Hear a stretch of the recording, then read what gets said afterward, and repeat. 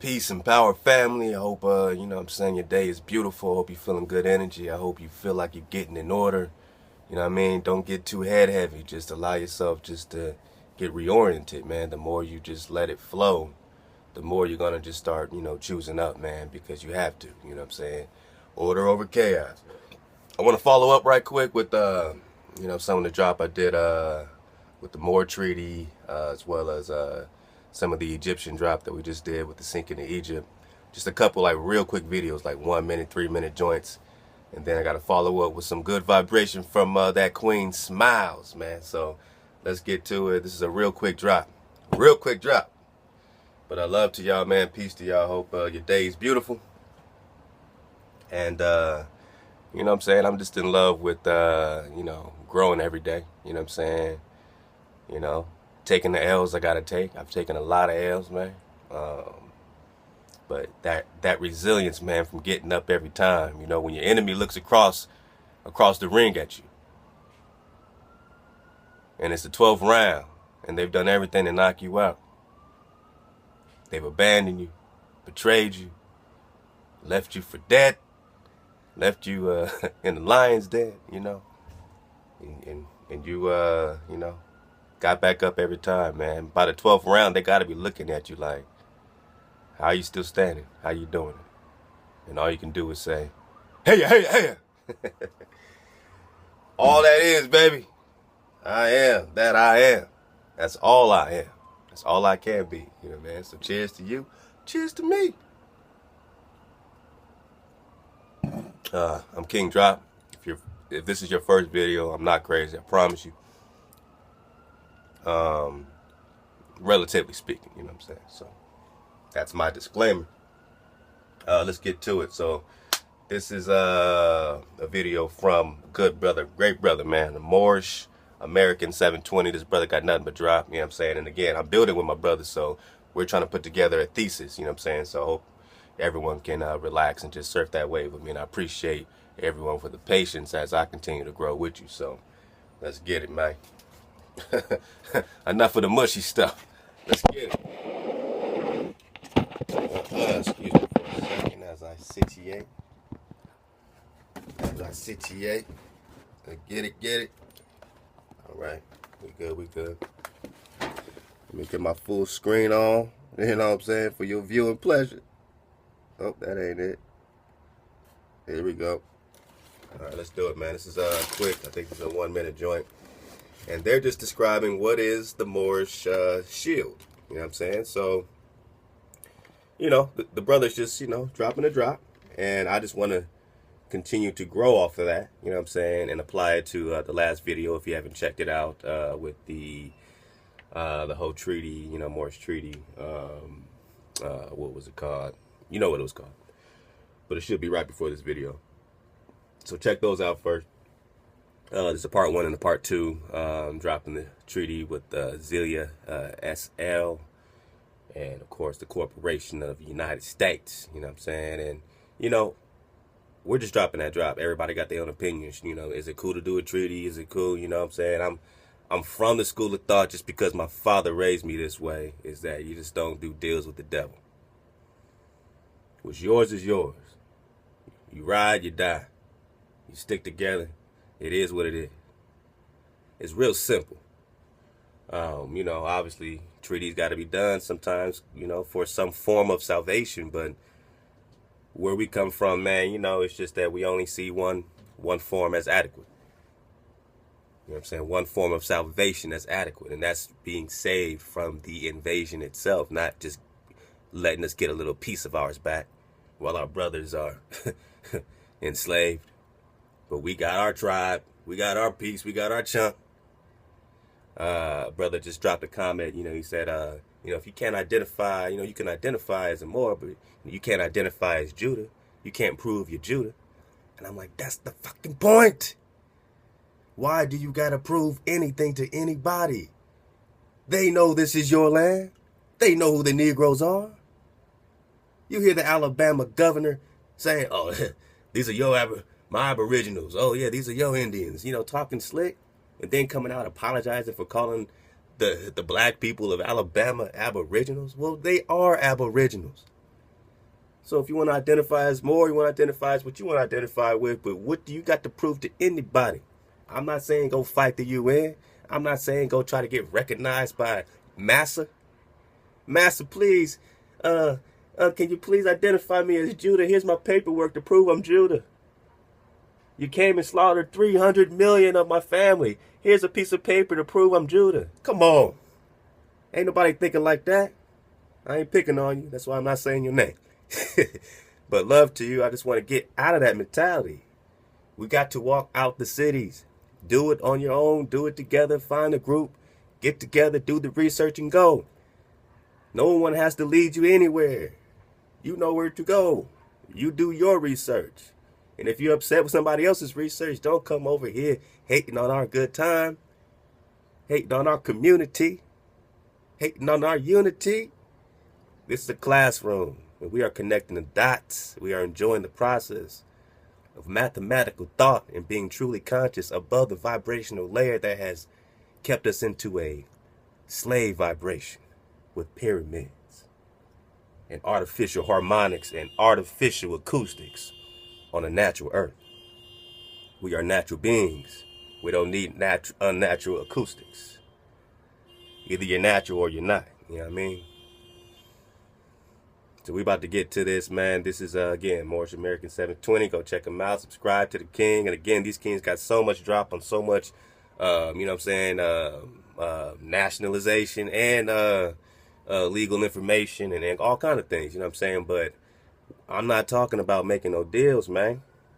And I'm not talking about fighting. I'm just saying, if your ancestors migrated through the four corners, if those people were called Aztecs, and you can prove that they are dark and copper colored, just like the indigenous people here, and you can prove in their cliches that they were coming home, and you can prove in their cliches, their customs, and their tribes of Jacob, and them calling themselves the sons of Abraham, Isaac, and Jacob, and all kinds of outside biblical sources to prove that these Aztecs and Mayans had these customs. And then you see the artifacts, the Decalogue and Back Creek Stone and the Los Lunas, New Mexico joint, you know what I'm saying, going back over 1000 BC and before that.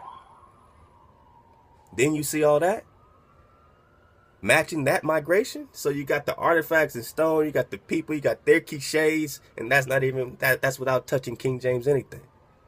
Then you say, I was already here. Then you go to Columbus. Then you go to the Biblioteca de Colombina in Sevilla. You pull out those Vatican records, and you see that in their writings, and in the Book of Prophecies and Book of Privileges, Columbus is saying, I went to America to recapture Jerusalem and the holy city of Mount Zion. Click on the link underneath. You will find it. So now you got Columbus saying, I'm coming here to seize the holy city. Who's fighting for the holy city? Who's fighting for the holy city? Is it the Moors? Is that in their records? Did they say we're fighting for Jerusalem? We're going to die for the laws and statutes and commandments of the Creator? Or was that some mystery group called Negro that were Israel? And you're the last to wake up. That's your curse. So stand up. Shake it off. Shake off the illusion. Shake off your feeling of being divided. You can't move without each other. Don't you see it? You can't move without each other. It's your gift and your curse, but when you're together, you're unstoppable. So what does it take to drop the ideologies? What does it take to love your brothers and sisters? What does it take to honor your father, your mother? To not cover your neighbor's wife? And one day out of your 7-day week, fall back and meditate above the firmament and reconnect to, hey, I am. I exist. I will become.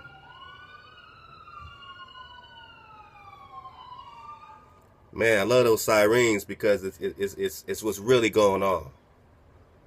Red alert, man. So check out the Moorish American 720, and we're going to check out, it's going to be this white chick, you know, she's going to try to break down what's a Moorish shield, and it's pretty much going to fall into line with the treaty that we just dropped. I'll drop it again underneath the link so you can read it yourself, or go back and click on the link that's breaking down that particular Moorish treaty.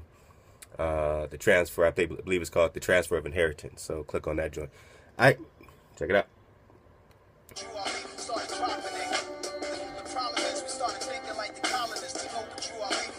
As a former attorney, one of the things I've come to realize is there are Moorish American city officials, Moorish American law enforcement officers, Moorish Americans who fight and serve this country. So we have to understand the majority of Moorish Americans are law-abiding United States of America citizens. Now, to put it in perspective, I'm going to repeat what she says, but I'm going to say Israelite, and I'm going to see how you feel about her saying it. Because as an Israelite, as a seed of David, as a seed of Yahweh,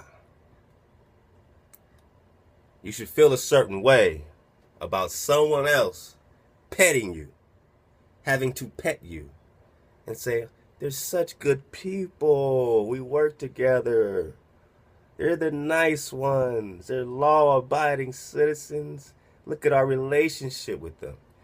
Then you can understand the treaty that we just dropped, and how one works with the other, and how one is married into this kingdom and doesn't really even want to see this kingdom fall like that. I mean, perhaps, but, you know, hey, I guess it's like, while it's here, let's make the most out of it type of thing. But is that revolution? Are these treaties revolution? Have these treaties led to revolution? Have these treaties been revolutionary? Or did Nat Turner literally read some scriptures and say, what? I'm Israel, I need to be free. I'm enslaved, I just need to be free. Treaty? On your land? Is that real talk? Let go.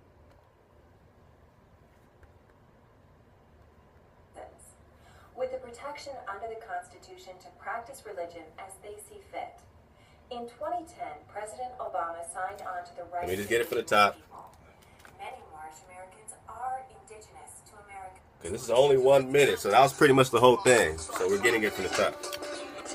I'll shut up. I'm gonna shut up. I'm gonna shut up. As a former attorney, one of the things I've come to realize is there are Moorish American city officials, Moorish American law enforcement officers, Moorish Americans who fight and serve this country.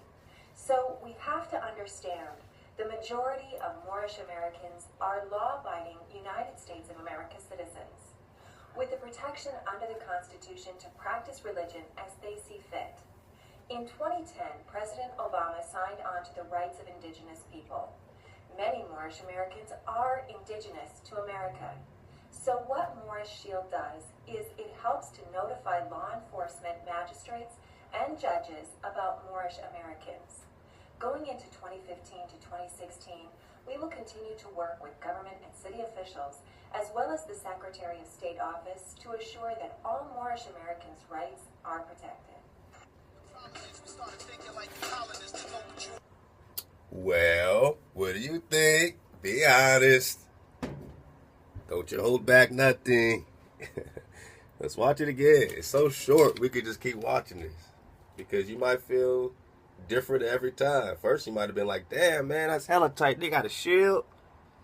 They got their own. Man, I need to be a Moor then, right? Because then I'm protected under this Zodiac Constitution. You heard what you said. They got their own Constitution. I mean, law-abiding citizens. But what about everybody else that doesn't identify with that, nor has never identified with that in their tribal history? Have the sons and daughters of Jacob identified as Moors? Did they walk around calling themselves Moors, signing treaties with corporations? Or was it get down and lay down? Is there really anything in between of freedom and not being free? Slavery and freedom.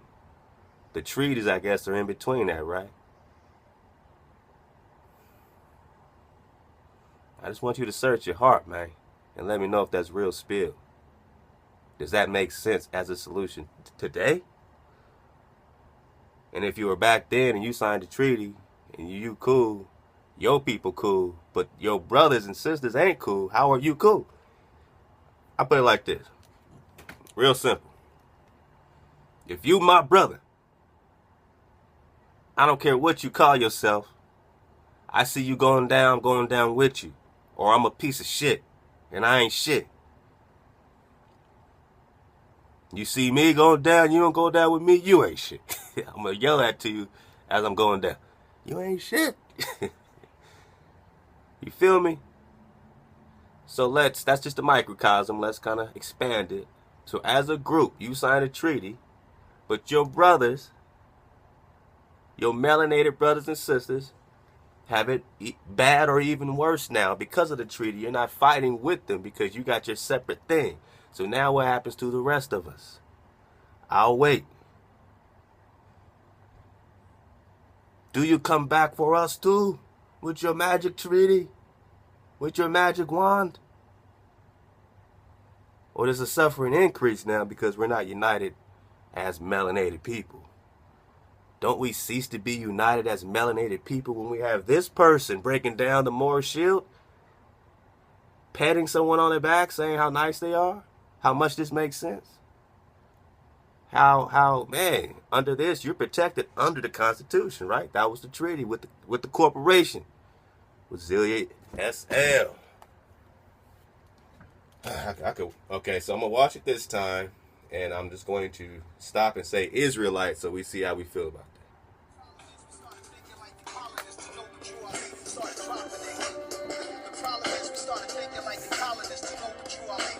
As a former attorney, one of the things I have come to realize is there are Moorish American city officials, Moorish American law enforcement officers, Moorish Americans who fight and serve this country. As a city official, as an attorney, man, I come to find out that they are Israelite city official, Israelite attorney people, and Israelites all over the place, man, that serve this country and everything. All right. So we have to understand the majority of Moorish Americans are law-abiding United States. So most of these niggas is cool. You know what I mean? Like, some ain't cool. Some of them are just wild-ass niggers. But most of these niggas is cool. All right. Let go. America's citizens, with the protection under the Constitution to practice religion as they see fit. They're protected under our new second world constitution to do some of their shit. We're protecting it even though we're foreigners here. Even though we invaded and took all of your things and raped, plundered, and put diseases on y'all. We'll protect you as friends, pat you on the back. You'll be good little boys with these treaties. It'll be all good. But I'm taking all your shit. But I'm going to give you some back in the form of a treaty. And y'all can have salvation for a time. In 2010, President Obama signed on to the rights of indigenous people. Many Moorish Americans are indigenous to America. Many are. But many aren't. Do you hear this? So the president of the corporation, he backed this corporate treaty up because it was backed up all the way from 1430 and all the way into 17, whatever, in the Treaty of Tripoli. So the president of the corporation, all right, who's sitting here on the seat, on the corporation, on your land, he backed it up, president. I mean, that's a good thing, right? The president of the corporation that has invaded you and taken everything and killed everybody. We now have to get their point of view, their education, and sign deals with them and let them represent us on more TV. To break down the Moorish shield of protection and how this lady is going to protect you. Her law, her Admiralty Sea law, is now your protector. Until revolution time, right? But when's that going to be? Because you got your treaty. I mean, you cease to really have the gumption for freedom when you're doing in between deals, getting by, getting the most out of things while you can. See, revolution is 100. And if you're backdooring treaties with UCCs and all this other stuff, you're not 100 and you know it. Now, I'm not saying this to all my Moorish brothers, because I know a lot of Moorish brothers, for real, that are 100. But what I'm saying is these treaties and what she's representing and how this is being represented in front of your face, don't even front. Don't even front. Don't even front. It's trill spill, or, you know what I'm saying? Get with it. You already know. So what Moorish Shield does is it helps to notify law enforcement magistrates and judges about Moorish Americans. What? What Moorish Shield does is it helps to notify law judges and magistrates about Moorish Americans. That's the purpose of Moorish Shield? To notify the magistrates of the Admiralty Court system, the European system, that has created a second world environment and destroyed your first world environment. But remember, she said many are indigenous here. Also, revealing that many are not. So when we have Morocco, that's not here, right? If that's Morocco. So is your kingdom on the Western Hemisphere or the Eastern Hemisphere? What's your divine order? Where did the Creator give as an inheritance to you and your people? I don't know anyone who he gave both hemispheres, right? Or you got your own thing, your own way. Well, that's the problem. And that's our problem today. Our own way ain't gonna get it done. Our old ways are. We've tried every way but our old way. And even when we tried our old way, we still brought their idols in. We called them names that sounded cool. And we put up a hijack in between us and our direct energy flow of hey. He exists. If your energy is real, man, what's the limitation? Are you real? Are you realer than hair? When I say hair, your mind is thinking religion. You don't feel vibration?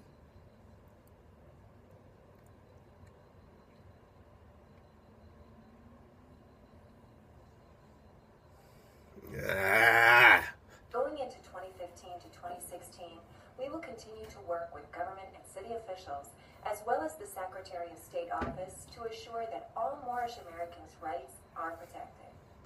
Oh, man.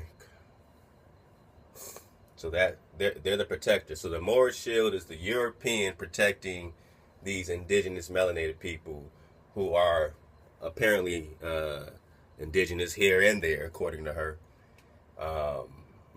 And that's just what it is. You know what I'm saying?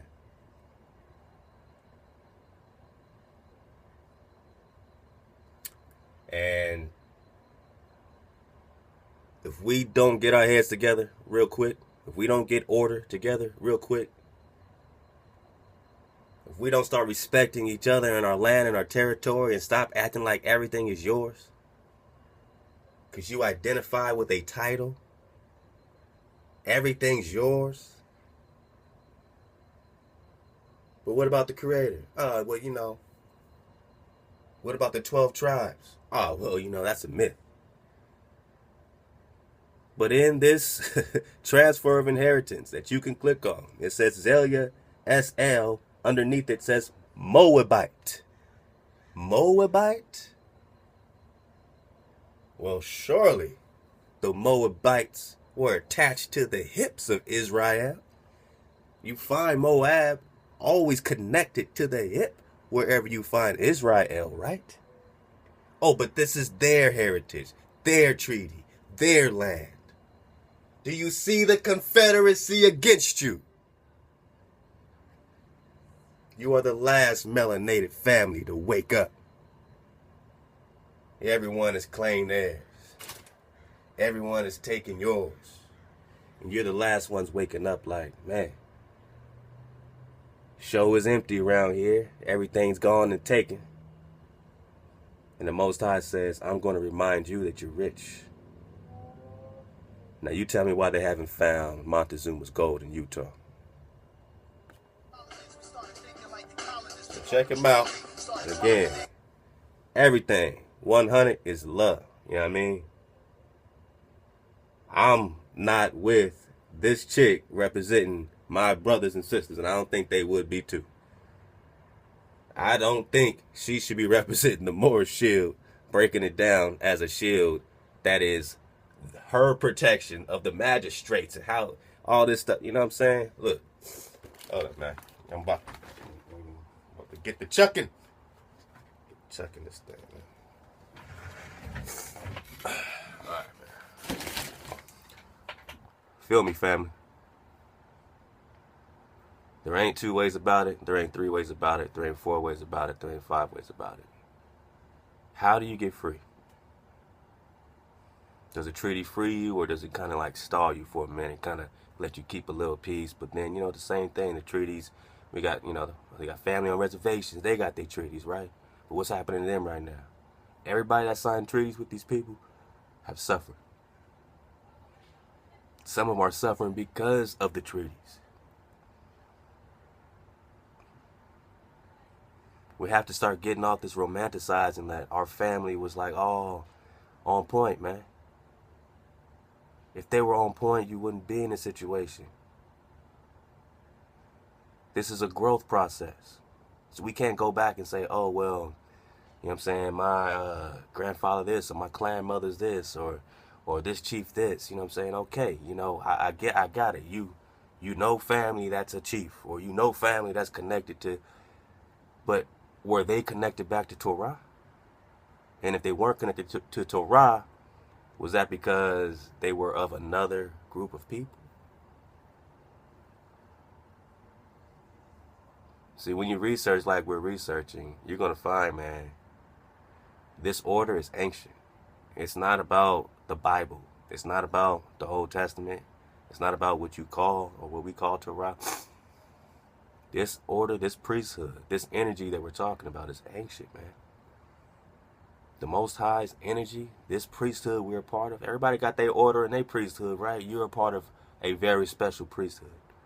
It's a vibration that cannot be tarnished. The Most High always protects his name. He says, look, man, y'all so messed up. But for my name's sake, the fact that my name says I exist, and I'm going to let you and them know I exist. I'll let you know by destroying you. I'll let you know by building you back up. So it's love to my brothers, love to my system. You know, it's whack when it's whack. It's whack when it's whack. Just think about this. I go out somewhere with 7 people. You go out somewhere with 7 people. Those are our crews, right? I got my crew, you got your crew. We're in the wilderness. We say, all right, cool. We have an alliance, right? We're together. The shit hits the fan, your ass signs a treaty. You end up being straight, and I get slaughtered. Can I trust you? Would I be a fool to go back in the wilderness with you again and say we are brothers? And this is what happened with these treaties. And we got to be real. If you try to protect this, you're going to go down with it. This corporation's falling. You married to it, you're going to go down with it. Anybody making a deal with the devil, anybody making a deal with Babylon is going to go down with it. That's order. And even their chief knows that. Their chief is taking pride in this destruction. I mean, that's his greatest thing, right? He's enjoying this because these people, you know, really got confused, man. They really thought that it was about chaos. And all there was ever was order. So, I love y'all. Hopefully, everybody's on point, man. Hopefully, everybody's on point. I don't want to get too excited. This is cool. This is some technology drop, some tech drop. This is from Dabu 7. Another king put me up on this too. So love to whoever gave me the drop on this. You know, I'm bad, remember. Forgive me. Blame my mind, not my heart. My corazon. Don't break me down. Don't make me cry. All right, man. This is a King Tut's dagger made of gold and iron. They say from a meteorite. Whenever they say meteorites, they don't know. It's just a metal that they don't know. they don't actually have the meteorite that it was made from to compare it and say, see, it's this meteorite. They're just saying it seems to be meteorite. And what's meteorites? Are they not rocks falling down? Now that you know that there's no real outer space, right? These are just luminaries. There's waters above, there's a firmament. We're going to drop some great stuff about how the lights are reflecting off of the waters above, or the crystallized vibration above, which you can call the firmament, which they've never been able to penetrate. They tried to shoot through it with nukes and bombs. They tried to bomb this thing. But once in a while, you know, it seems like metal falls from something above, which, you know, unless it's some spaceship, you know, it's like the firmament. You know, seems to be some metal above that sometimes falls down, like literally chunks of firmament dropping. You know what I'm saying? But this is real interesting. Check it out. And we dropped on Egypt and Thoth and Atlantis, fallen angel technology. And here's an example of fallen angel technology. And I'll let him kick it. Well, this story definitely has some people thinking, what exactly did the Egyptians know? What kind of technology did they possess? And I think if you look at the record, it shows that they knew a whole lot.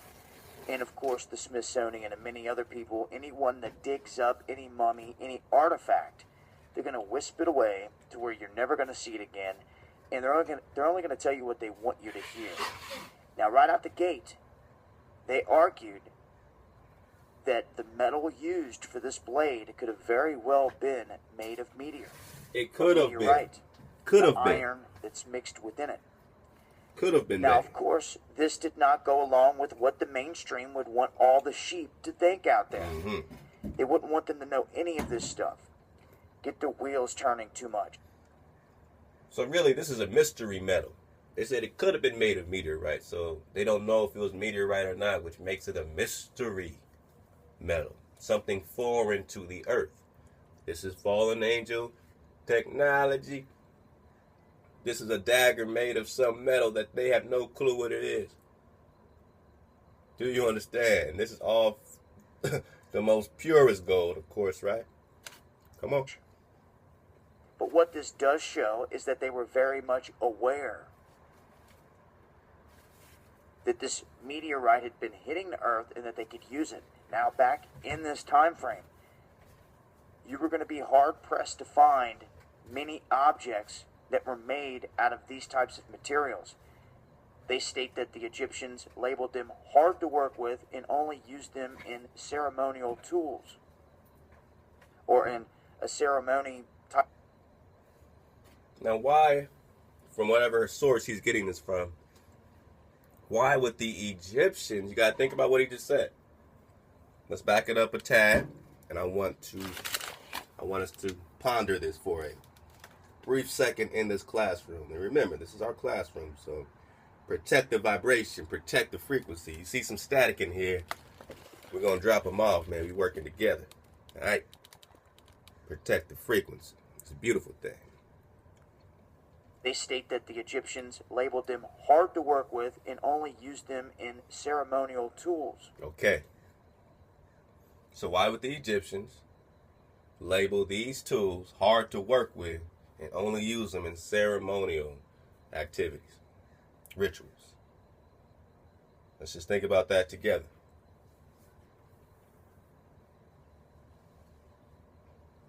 Somebody got it. I just got a vibration. It's not that the Egyptians were labeling them hard to work with. It's the Cometians that are labeling these things hard to work with. You see the trickery? The Egyptians are the Atlanteans. The Atlanteans are not talking to these people, right? Did this dude have an interview with an Atlantean? A real one? A real fallen angel? Nephilim? Of Poseidon? Of Thoth? Of Tahuti? Jehuti? Huh? No. So whoever he's talking about, the Egyptian, he really means Cometians, the indigenous people that were jammed up by the fallen angel frequency and technology, learned to worship it the same way we worship the cross today. They got their own cross, but they call it the Ankh. And you can go back to that 6-part series, Sinking of Egypt. Go back to, I think it's part 3 or 4, We're reading the Emerald Tablets, Tablet 8, where Tahuti himself says, with that cross, with the cross in the circle, you whisper whatever that magic word, whatever that vibration, and that will protect you from the hounds of the barrier that are chasing after you.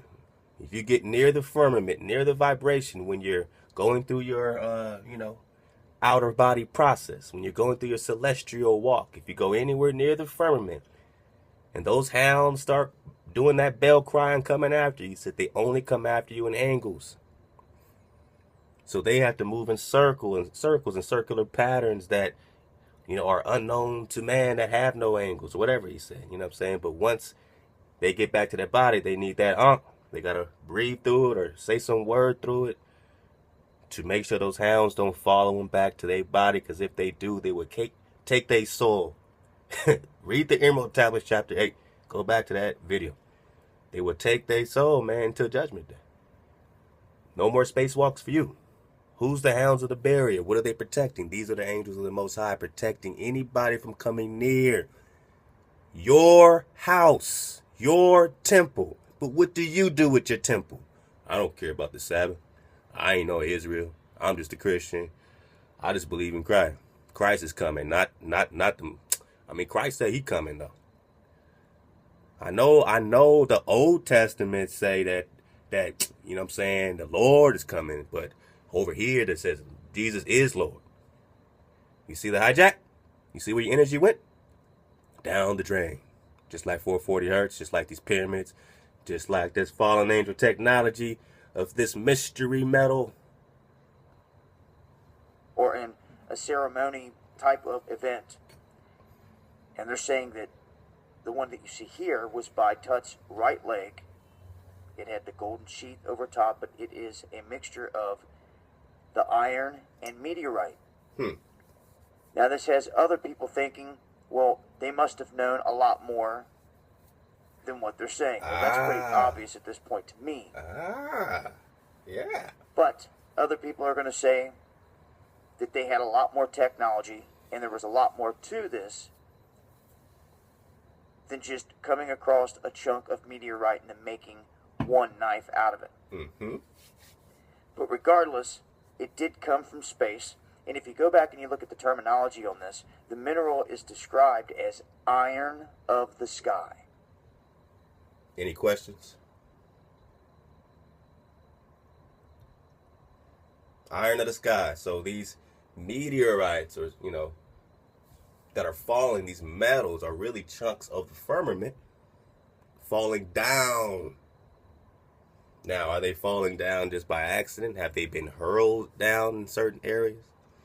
Because, somebody researched this, but I believe iron, I don't know if iron is even indigenous to the earth itself. I think iron is simply meteorite anyway. I think there's not that much iron around, and I mean, what I'm saying, from the iron deposits they have are just big chunks of the firmament or meteorite. So when you go back in the scriptures and it talks about how the angels taught weaponry, right? The fallen angels, taught the sword and all this kind of stuff.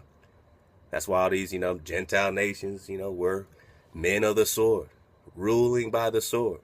This iron, these certain irons, samurai swords and all this stuff like that. I mean, yeah, it's dope, and obviously, if somebody has one and you up against them, you better get you one. You better get you something. You know what I'm saying? So I get it. Somebody else got a gun, now you need a gun. I get it. But where did this start? Remember, where did commerce start? Why do you need commerce? Because you got bills to pay, right? But what if you had no bills to pay? Would you still need it? What if nobody was charging you for anything? Would you still need money? No, because no one's charging those people for anything, and no one's charging anybody for anything, just like you would be in the wilderness right now. And if you had to barter, you barter with real things, not paper and plastic, right? We're in a man-made environment. So now we look back at this situation, and, it's right before our eyes. But these are tools of war, and what have they led to, right? More slaughter, slaughter, slaughter. What's our commandment? Don't kill. So do you rather want to be You choose. Choose your kingdom. You're in a kingdom now, right? I mean, forget the whole fact that this is a corporation. It's not an actual kingdom, and it's set up on the back of the people of the kingdom that was already here, which is you. And they're calling you Negroes and putting you in ghettos, and now we're afraid to walk out of the ghettos, just like there were slaves back then in Harriet Tubman's time, afraid to walk off those plantations. And what happened to them? Are some of you not alive today because of those slaves that said, man, I don't really know where I'm going, but I know I ain't staying here and dying like such and such. You don't have to like nobody. There's 6,000 acres in Zion National Park, man. Go your own way. Hunt your food. All you got to do is move your tent every 14 days legally. And then once you get to like 50 people and you're living off the land, they can't kick you off the land. Now you're eating. Those are your animals. You can prove it. That's why we're building, man. We're getting the research, the legal, the paperwork, everything, man, so that it is what it is. How can somebody tell you that you're not Aztec? Riddle me that. How can they tell you you're not? Since when do you got to prove to the second world anything? The land is for you. This time is yours. Or what's going to be the result of the next generation? What's going to be the result of your children? Your little brothers and sisters, your little homies. What's left for them? Donald Trump? Clinton? What's left for them? Come on. Viruses and disease, the same thing that you keep reading about happened to our indigenous people. Viruses, disease. Don't you see it's the same show? It's not by accident. And what started it all? What subjugated us first? What put their pyramids on our native, natural harmonics of the earth? Who said, oh, we need to raise the acoustics in this piece. We need to build another grid on top of the grid. They had their own fallen angel beefs and fallen angel gripes, and they was tearing their own dimensional realities up and doing their own thing. And those areas were sunk. The chaos was sunk. The order remained. The order always remains. The remnant always remains. And if you vibing, if you feeling like I'm feeling, if you're getting excited like I'm getting excited, it's because you belong to a remnant in the energy. I'm not over here doing any trickery here. I'm just breaking down, drop with you, asking questions, being scientific, using repeatable and observable science. Observe. But that's where it sits. Wanted to update on that. They are coming out and saying that it is made of meteorite. So sit back and wait and see what else. It is made of meteorite. Before he said it was possibly made of meteorite. Then he said it's baffling that it could be made of meteorite. And now it is made of meteorite. You see how that works? Just discovered. But remember, this was found in 1925. Whoa. And it's taken them all this time to come out and put a confirmation stamp on it that this is what it is. So wow. Just imagine how many other things out there they're covering up, they're keeping us in the dark on until they feel the time is right. Regardless, pretty interesting story here. I'll leave a link with more details. Until next time, this has been Dabu 7. Okay. So that was 1925 they found that day. And now you just now hearing, so you see the game, right? You waiting for this, these people. You need these people to approve of your status, correct your status. Look, man, you didn't need permission to get your title taken. You didn't need permission to get your gold taken. You didn't need permission to witness your wife being raped, your children being torn apart, your family being thrown and just slaughtered with knives and swords, whatever. Burned, hands cut off, feet cut off. 90%. Did you need permission for that? Have we lost every backbone we got, man? Now we need permission to prove we're Judah or to prove we're the 12 tribes. Well, who else is? I just want you to think. I mean, I know it's easy to, Who else could it be? Who doesn't know who they are? who's the number one people that have been separated from themselves. And what does it say in your prophecy? But does it also say rejoice? Alright? Does it also say vibrate when you see these things happening? Let them be in chaos. You choose order. You choose to vibrate. And when you see this queen I'm about to drop, I drop, what I'm saying, homie Smiles, man. What I'm saying? This is a great sister, man. Great energy. I'll be honest. I'll be trill. Probably, like when Smiles does it, like I wish Smiles did a video every day. Because when she does drop, I'm like, cool. I got something to look forward to. I got something to vibrate to. She always got in that 432. So, what I'm saying? Shout out to Hallway, man. CH, man. Love you guys, man. What I'm saying? Everybody, man. You know what I mean? Winifred Holcomb, everybody that's continuing to drop this drop, man, and just keeping it steady. Shout out to Let Us Find the Truth, man. You over here hitting me with major weight, man. You giving me homework after homework, man. I don't got that much time, man. I got my own links, man. Nah, man, but I appreciate it, man. I will dig in on it, and it is great work that you're doing. Keep building that platform, man, and what I'm saying? We're going to keep... It's such a great idea and understanding to have your own platform. I mean, even when they'll shut the whole thing down eventually, but it's better than Facebook and YouTube. Like I said, I got maybe a few more weeks in me, and then you can catch me at 432 The Drop. I'm saying? I have a chat room set up just like Let Us Find the Truth, and that's how we can get down, man. We can support each other's platform. I'm saying? We'll keep the radio thing going as long as we can. And eventually, man, it's just all, love and family and just walking towards the goal, man. I'm not living in ignorance. What I'm saying? It's crazy. What I'm saying? How things start tying together right now. But you're ignorant if you think that this is just another time that we're just going to get through by doing nothing. I mean, at some point you got to connect to those that have come before you that are the only reason you're here, because they had the legs, the understanding, and they walked. They walked somewhere. They went from point A to point B, or B to C, or C to D, either for survival or for a homecoming. Like the Aztecs and the Mayan came home and said, these are our mountains, our valleys. They have returned to the land of their ancestors, of order, of divine order. Just because it's dope and beautiful doesn't mean everybody can parlay here and then start making treaties and say it's mine. And this shield protects me. I say it's mine, and she got my back. These magistrates got my back in case anybody got a problem with that.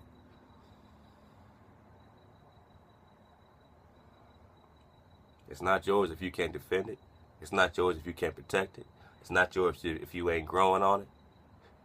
It's not yours if you ain't, able to, make money off of your land. I mean, if you got all this land, all these treaties and all this stuff, that your land should be flourishing, to build a community, to build more land for other people.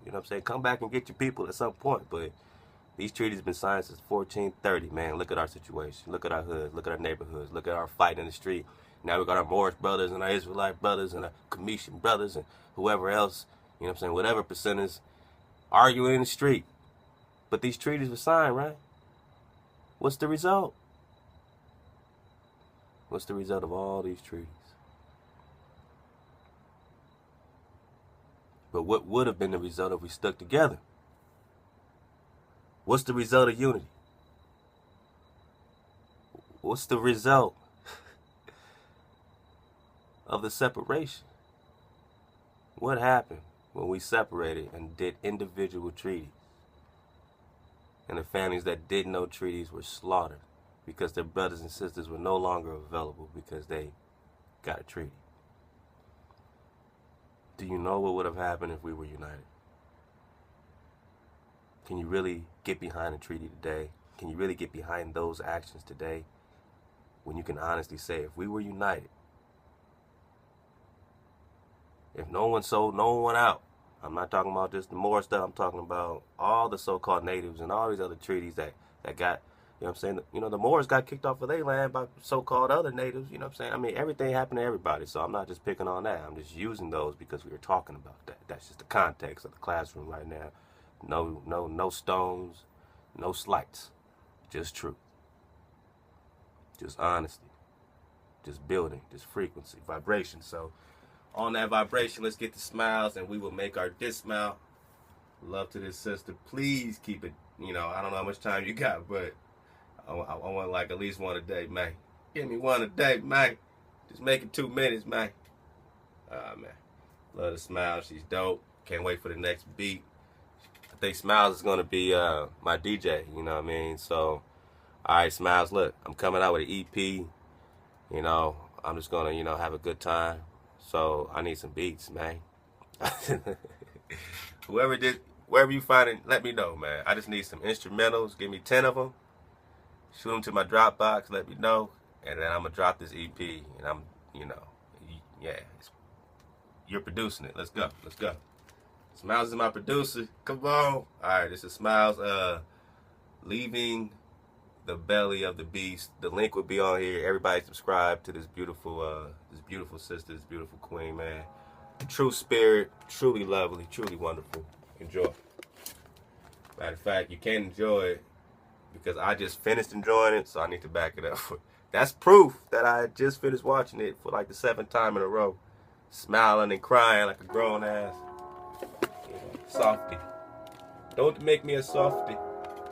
This is dope. Check it out.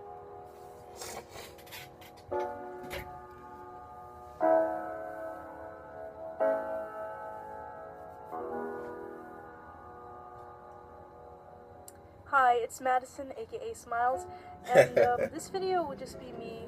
I wrote something.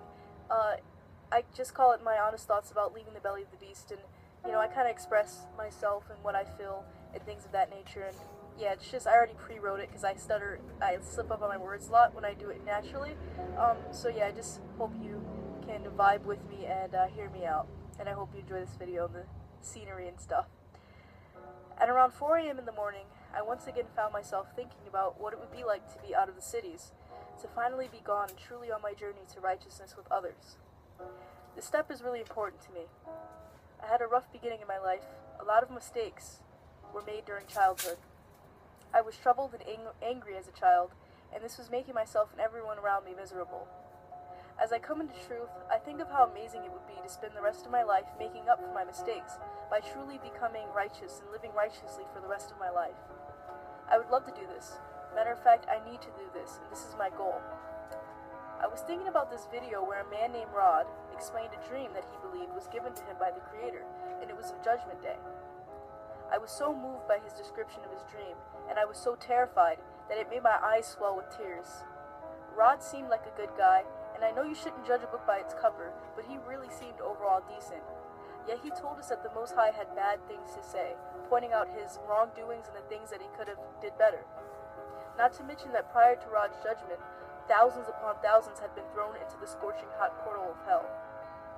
I repeat, thousands upon thousands, and a lot of them were sent for things that we may consider minimal. Like, there was a girl who was sent to hell because of a Facebook post that had led 300,000 people astray. I know today that I would be sent to hell for my actions in my youth. Rod thought that he too was surely going to go to hell, but by the Most High's grace, his tears were wiped away, and he was let into the portal of paradise. The only thing is that the Most High spoke these very words. You don't get a well done, you get a you barely made it. When I heard these words, my heart, it wavered, my nose burned, I wanted to cry. All I can say is that each day I am alive, I get a chance to not be sent to hell for my own actions. We cannot blame the Most High for our own actions, even if they are mistakes and are things we regret. As I come into the truth, I think that I don't want to get a you barely made it, but rather, though you have made your mistakes during your youth, I am pleased with the fact that you came to me and followed my laws and lived the remainder of your life in righteousness. You did all right. I would like the Most High to truly like me, to truly love me, and I would like to please Him. Leaving the belly of the beast is so crucial to me, because this will be the first step to me achieving my goal of righteousness and pleasing the Most High. But I know that everything won't be peaches and cream when we leave here. If you thought I've spoke a lot already, I have more to say on this. There are usually always a few bad and the good, whether it be seeds, fruits, or humans. Due to the fact that the Most High overall does think like us, since he made us in his image, we should be able to understand that just as we test if we can trust someone, trying them to see how they react, trying to see how strongly they care, how truthful they are, I believe the Most High would do the same to us once we leave the belly of the beast. It can happen immediately or gradually, but I feel it is inevitable, and this needs to happen to see who truly is here for the Most High, and in other words, who is truly about it. I was thinking of a scenario multiple times actually, in which we end up running out of food, and we eventually end up finding a cabin or some type of storage place only filled with cans of cat food. I was thinking that I personally say in my head that we don't need to settle for cat food, even though we have no food, because at the end of the day, the Most High will provide. However, as we get hungry, a lot of us begin to eat the food, seeing no other choice, while few of us still hold fast to the fact that the Most High will provide adequate food. Days begin to go by, and as the few of us are starving, we are also being chastised by those who have eaten the cat food in multiple ways. We are called fools for starving, but we hold fast because we know that we should not have to eat that food if we have faith in our Creator who provides. However, during this period of starving, our faith does waver here and there, because we have never experienced being on edge like this, waiting for something that has not yet come. Though we do begin to feel uneasy, we still do not eat, and before we can get too weak to return, those of us that did not eat are spared with adequate food, maybe manna, while those that ate the cat food, being more than half of the group, are impaired from it. I know the same exact scenario may not happen, but you get the message, right? That our faith was seriously tried just so the Most High can see who is strong enough. I don't blame him for purging us, because he has to know who is ready. We would do the same thing. We may also encounter arguments in the group of what to do and what not to do, as people try to lead and call the shots. Perhaps we will even split up. Some of us may see something, hear something, or feel something, which leads them to returning back to the cities. Even Israel wanted to return back to their land of bondage, which at the time was Egypt during their sojourn in the wilderness. These are all things that I think about, and that we should all keep in mind for when we leave the belly of the beast. Ultimately, this will not dare sway me away from leaving, because it is something that I personally must do. But as long as we prepare to be tried and understand that the real journey begins once we step out of the belly of the beast, we will be more aware and more prepared than ever. I hope that my words can penetrate your hearts, and I thank you for taking the time to listen. And I just want to, I want to thank everyone who's been tuning into my videos. I want to especially thank Kingdrop, 432 Drop, shout out. I'm so happy that you're moved by my videos and what I have to do. I want to be completely honest. I naturally enjoy editing videos. It's fun, but the fact that they're so powerful, to you and whoever else, really likes it and stuff like that, and really receives benefit from it. It makes me really happy, because I'm really, when people find their passion, this feels like my passion, because I just love to edit videos. So thank you so much for tuning in, and yeah, I hope my words can also penetrate your heart and things of that nature. Thank you. God bless you, everyone, and I appreciate your time. Shalom.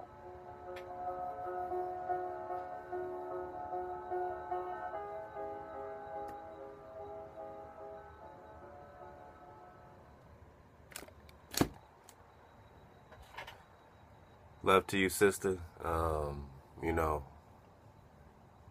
Enough said, man. Love to you. Love to your family. Love to everybody that's vibrating. No matter what time of day it is, or morning or night. We're only trying to, be free. No one's trying to hurt anybody. No one's trying to step on nobody. We're trying to be free, man. I can't think about raising 4 children, in a second world environment, if I have any say about it. I won't leave it up to them to climb, those mountains with their family, or do that, put this together, or shake the tree up, I'm gonna do that. Or I'm a failure. Either I do it or I'm a failure. It doesn't matter what I've been through. Everything I've been through is for you. Everything I've been through is to connect to you, For some reason, You know, when I first started doing drops, I've always just connected to, you know, or in my mind, I just imagine that little young soldier man just sitting in the corner with his headphones on, you know what I mean? That don't normally listen to nothing, but maybe he'll listen to some of this drop. And then I realized I was the little dude, you know what I'm saying, with the headphones or the Walkman or whatever the case is, that was off to himself. Remember, I don't like people. I was always to myself, you know, doing my thing in my room, building something, you know.